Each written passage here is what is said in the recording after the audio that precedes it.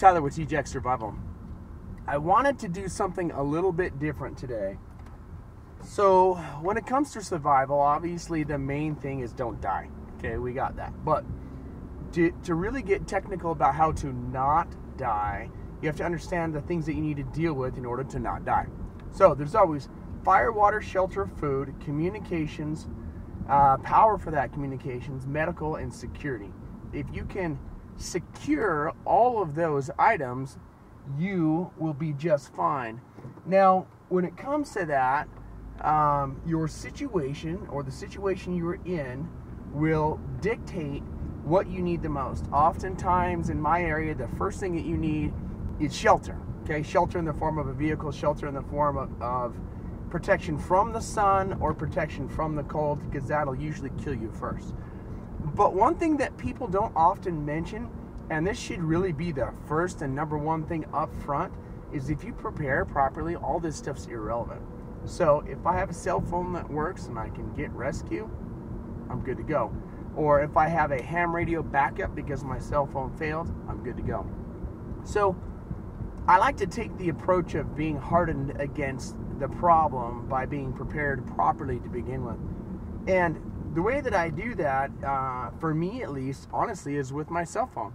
Now, I obviously have backups to the cell phone. I got the cell phone, I got the ham radio backup, but what I like to have is electricity for the cell phone. So first off, what would cause your cell phone to fail? Well, you didn't charge it that morning, or it died, okay? The batteries died. That's kind of a given. You have, I don't know, what, a day or two worth of electricity depending on how many phone calls you're making and all that stuff.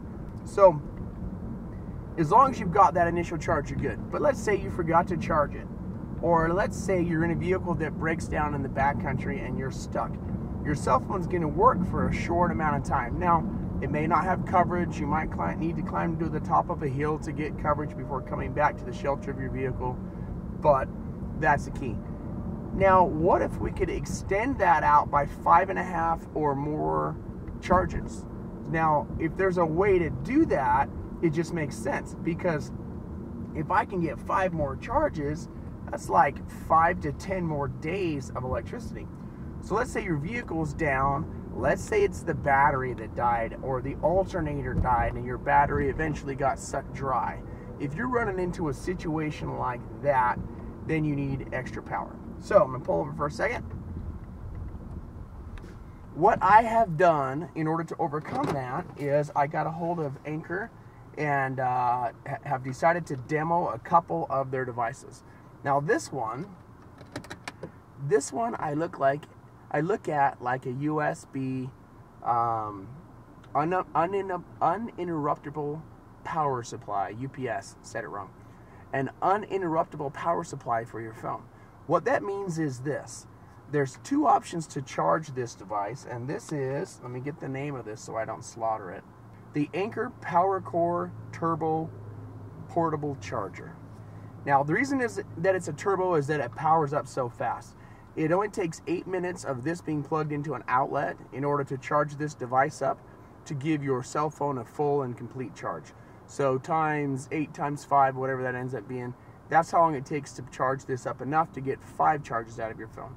Now with an iPhone, which is I have, it'll give you 5.5 charges total out of this one device. You don't need to leave it in the bag. You can detach this. You know, I put this cable in this bag, which is really nice. It also comes with another cable that would work for a Galaxy. It works for all of my Bluetooth devices, which is really nice. And that's that guy right there. Now, a second ago I said that's the main way to charge it. That is the main way. There is a secondary way, which is this. If you put that in there, you've got a secondary way to charge. So I can charge this off of a USB. It's obviously going to be faster off of the 12-volt outlet in the car because there's more electricity. But what is that, 2.5 amps for a USB? It'll still charge this way. Just takes a little more time because, you know, it's kind of restricted. So what I'll do is I'll take this bag that it comes in, I'll put this cable, and I'll put my iPhone cable in it, and that's all that I need for lightweight, portable iPhone recharging, Bluetooth recharging, DJI Mavic controller recharging, and stuff on the go. So this is really nice because I can charge up my Mavic, all of my accessories for the Mavic, and then just use the same outlet to charge up the actual Mavic batteries itself. So this is really nice. Okay, so having said this, what I mean by uninterruptible power supply is I can plug this into the outlet and just let it charge right here. Okay, see it turning red means it's charging. Now while it's charging, it won't charge my cell phone. That is a negative, but I figure if I really need that cell phone to be charged quick, I just disconnect it. And then in the meantime, I can plug this in and just drive around with it. Now the cool thing about this is it's 1600 milliamp hours, which is a metric ton of milliamp hours for something this small, and its speed, like I said, it takes 8 minutes of charging on the outlet in order to get enough juice to charge my cell phone completely.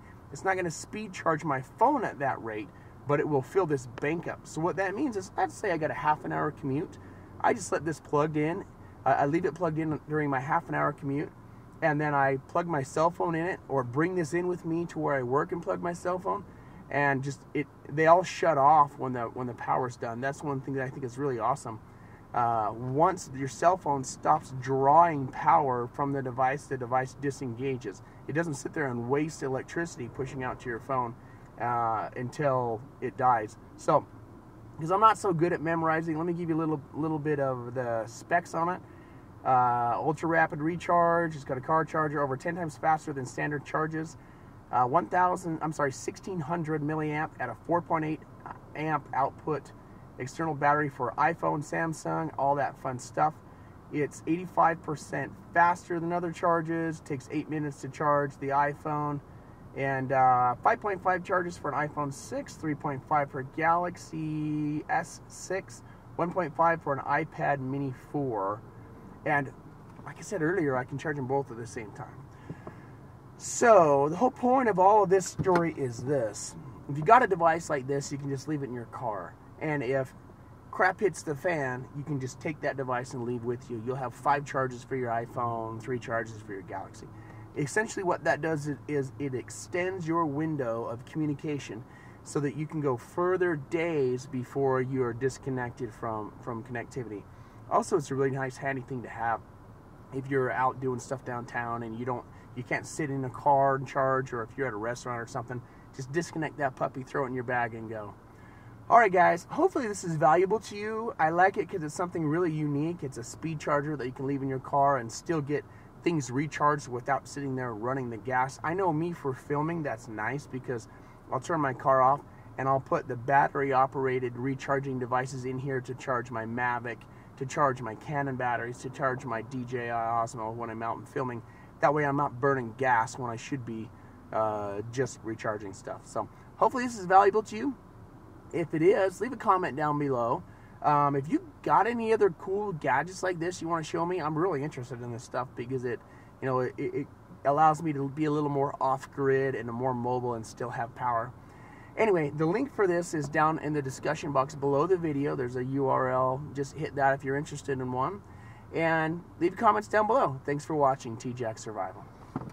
I've got to go film some Atletl videos now.